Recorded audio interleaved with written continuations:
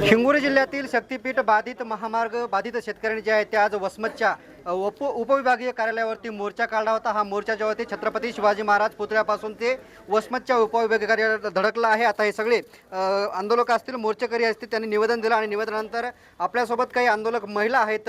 काय मागणी घेऊन मोर्चा काढत, मोर्चात कशासाठी सहभागी झाल्या होत्या? आमचं 2.5 एकर शेती आहे भैया। आम्ही असं लहान लेकरू होतं महिन्याचं तेव्हापासून मी शेती घेतलेली आहे। हा मला शेती जायचं, मी जीव गेला तरी कबूल। त्या लोकांना मी मारल्याशिवाय सोडणार नाही। कोण नेते शेती? शेती माझी 1200 एकर आहे। हा ते मी मेले तरी बी कबूल, मात्र मी शेती सोडणार नाही। खरं तर शक्तीपीठ महामार्ग होतोय, मात्र याच शक्तीपीठ महामार्गाला हिंगोली जिल्ह्यामध्ये प्रचंड विरोध होतोय।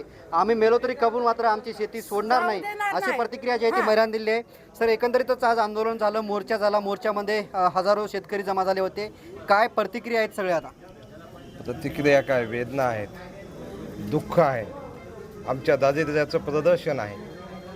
आमच्या 70 वर्षाच्या आया माया बहिणी त्यांच्या डोळ्यातून 45 सेल्सिअस तापमान असताना 4 तास बसून त्याचा आपल्या दुःखाच्या भावना व्यक्त करतात। तर सरकारकडे उत्तर काय आहे? सरकारला सत्तेवर बसायचा अधिकार काय?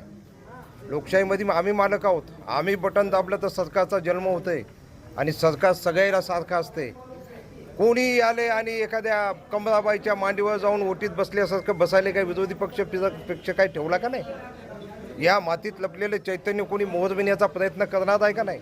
का आम्ही फक्त हेच सांगत बसणार आहोत की आम्ही बुद्धाचे वारसदार आहोत, शिवशाहू फुले आंबेडकर हा आमचा आदर्श आहे? आज मोर्चा काढला, मोर्चामध्ये प्रमुख मागणी काय होती आणि ह्याच्यानंतरची भूमिका काय? एकाही शेतकऱ्यानं, एकाही माणसानं मागणी न केलेला कुणाच्या तरी ड्रीम प्रोजेक्ट स्वप्नापायी हा शक्तीपीठ जर आमच्या शेतजमिनी घेऊन जाणार असेल आणि तो जर 25 फुटावून जाणार असेल आणि 30,000 शेतकऱ्याचं जीवन जर उद्ध्वस्त करणार असेल तर त्या शेतीसाठी, त्या काळ्या माईसाठी आम्ही लढलं पाहिजे। आम्ही लढत राहू।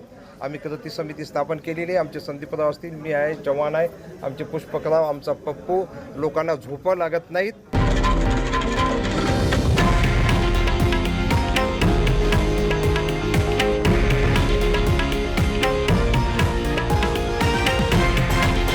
हे आहे देशातील नंबर 1 न्यूज नेटवर्क आणि आपण पाहत आहात TV9 मराठी, एकमेव।